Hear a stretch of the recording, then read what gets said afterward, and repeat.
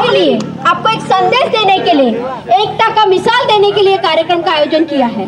और हमारी एकता सिर्फ भाइयों साथियों, एक नेता आता है और वो चला जाता है तो कार्यक्रम में से लोग निकल जाते हैं, ये गलत बात है।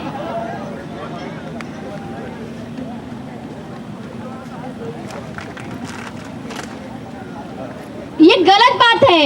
हमें इस पीढ़ी को, अगर इस समाज को, ये दादरा नगर हवेली के अस्तित्व को बचाना है तो हमको एक साथ में रहना पड़ेगा। हमको रात में भी जागना पड़ेगा समाज के लिए। और हमारा समाज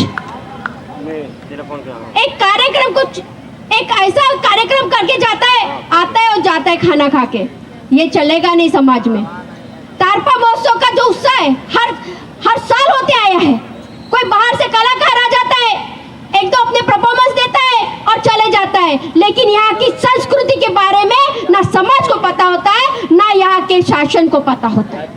ये काम तारपा महोत्सव खानवेल में हुआ है और इसके लिए सारे आयोजन के साथियों को मैं धन्यवाद करती हूँ।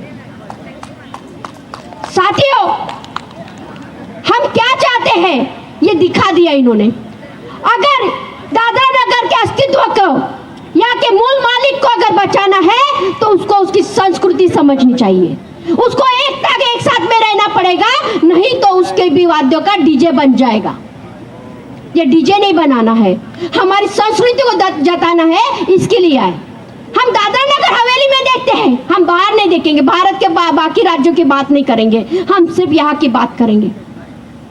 हम केंद्र शासित प्रदेश में रहते हैं, लेकिन हालत क्या है, हमारी परिस्थिति क्या है कि हम आज भी बेरोजगार हैं। आज भी हम ऐसी परिस्थिति में हैं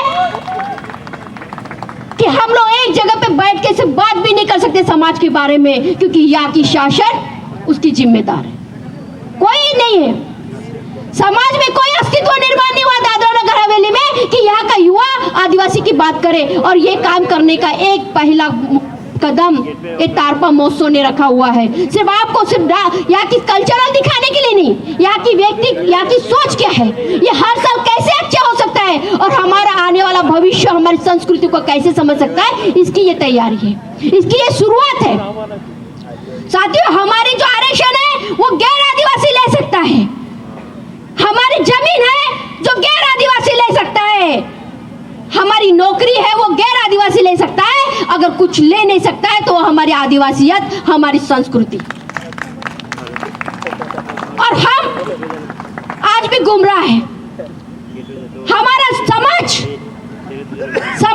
करके एक जगह पे नहीं आता, लेकिन नेता आया तो उसके पीछे भाग जाता है। होगा क्या? समाज की परिस्थिति बदलेगी क्या? साथियों, आज हम देख रहे दादरा नगर हवेली में 4000 कंपनियां हैं जो सबसे ज्यादा प्रदूषण फैला रही हैं। सबसे ज्यादा बड़ी बड़ी कंपनियां हैं जो मुंबई के मालिक है, उसके बावजूद हमारा आदिवासी बेरोजगार हो रहा है और उसके बाद में हमारा आदिवासी को मरने की मौत का रास्ता अपनाना पड़ रहा है। क्यों? यहाँ की प्रशासन कर क्या रही है? केंद्र शासित प्रशासन है ये कोई राज्य नहीं है, ये केंद्र से संलग्नित है। फिर भी हमारा युवा, हमारा आदिवासी आदमी मृत्यु की तरफ भाग रहा है, उसको कैसे बचाया जाए? ये संस्कृति के द्वारा हमारे समाज को समझाना पड़ेगा, हमारे कल्चर को बचाना पड़ेगा। हम देख रहे देश में क्या हो रहा है। ये जो लड़के हैं ब्रिजेश, यहाँ पे तेलंगाना से मेरा भाई आया हुआ है, राजस्थान से आए हैं, गुजरात से आए, हर राज्य से आए हैं। क्यों? क्योंकि एकता की जरूरत है, समाज को एक बनाना है। हम देख रहे हैं कि हमारा साथी, हमारा बच्चा, हमारा 60 साल का बच्चा भी वो समाज को नहीं समझ पाता है, इसी वजह से समाज जागरूक नहीं है। हमारा पहला प्रयास है कि महिलाओं ने जागरूक होना चाहिए। उसकी कोख से पैदा होने वाला बच्चा ही गुलाम बनता है और उसके पेट से पैदा होने वाला ही बच्चा बिरसा मुंडा पैदा होता है, क्रांतिकारी पैदा होता है। और आदिवासी महिलाओं को आज शेरनी बनना पड़ेगा, आपको बनना पड़ेगा, इस बिरसा मुंडा की मां बनना पड़ेगा, तभी समाज जागरूक होगा और तभी ये लड़ सकेंगे। क्योंकि समाज खतरे में है, समाप्ति की राह पे, कुछ नहीं रहेगा, आपका अस्तित्व भी खत्म हो जाएगा। और 4-5 कंपनी आ गई तो हमारे गांव उजड़ जाएंगे। जब जब भारत में व्यवस्था की बात आती, विकास की बात आती है, तो सिर्फ और सिर्फ आदिवासी क्षेत्र इनको नजर आता है विस्थापित करने के लिए। आदिवासी को बचाने के लिए कोई काम नहीं करता। यहाँ पे देश में टाइगर बचाओ का आंदोलन चलता है, यहाँ पे जंगल बचाओ का आंदोलन चलता है, लेकिन देश के मूल मालिक को बचाने का आंदोलन नहीं चलता है। और वह आंदोलन महिलाओं ने स्वीकारना चाहिए।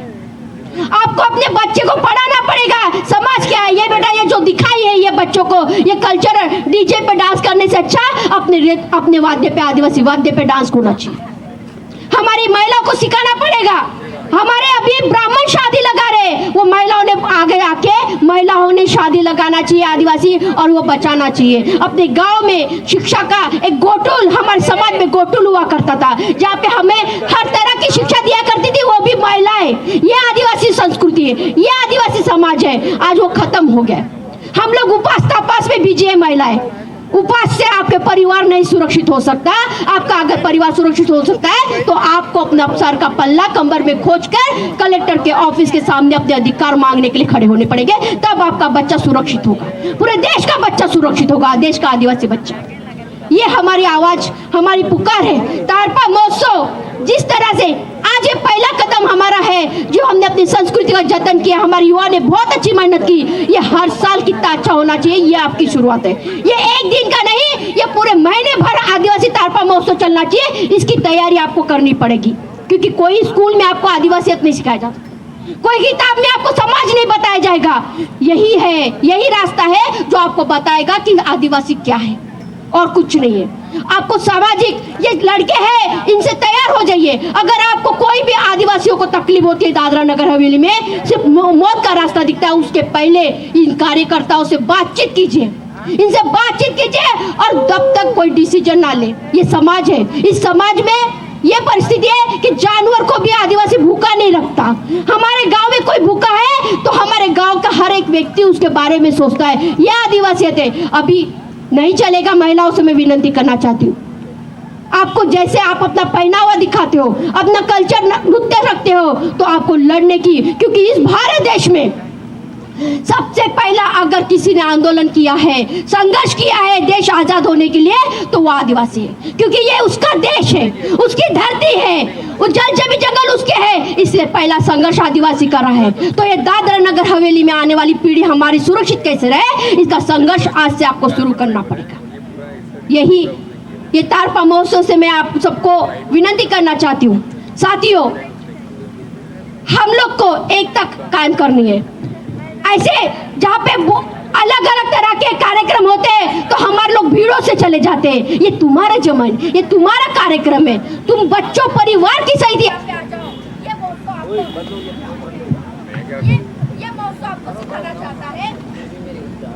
ये महोत्सव सिखाना चाहता है। इन युवाओं को कुछ पड़ी नहीं थी। ये जो युवा काम कर रहे हैं, 5-5 दिन से भूखे पैसे यहाँ पे आपके बीच में आ रहे हैं, समाज को इकट्ठा कर रहे हैं, इनको कोई पड़ी नहीं थी। ये आपके लिए करना चाहते कि वो चाहते हैं मेरा आदिवासी स्वाभिमान से जिए। दादरा नगर रहने वाला आदिवासी एक स्वाभिमान से जिए, राजा बन के जिए, नायक के गुलाम बन के जिए। इसके लिए इन लोगों ने काम किया। इन लोगों के लिए आके तारपा महोत्सव, सभी लोगों के लिए आप जोरदार तालियां बजाएंगे। ये ऐसी कोई मेहनत नहीं करता, कोई नेता सामने नहीं आता समाज को इकट्ठा करने के लिए, कोई नेता नहीं आता समाज को सुरक्षित क्यों भाई, क्यों मौत का रास्ता अपना रहा है ये बोलने के लिए। ये साथी आएंगे आपके दरवाजे पे, भाई तू भूखा है, तुझे लड़ना है तो आ हमारे साथ। ये साथी है।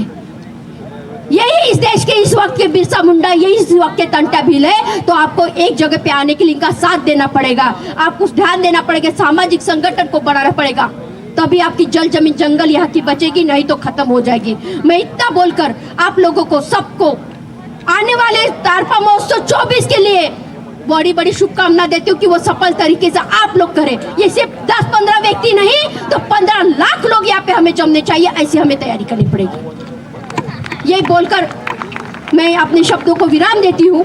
धन्यवाद।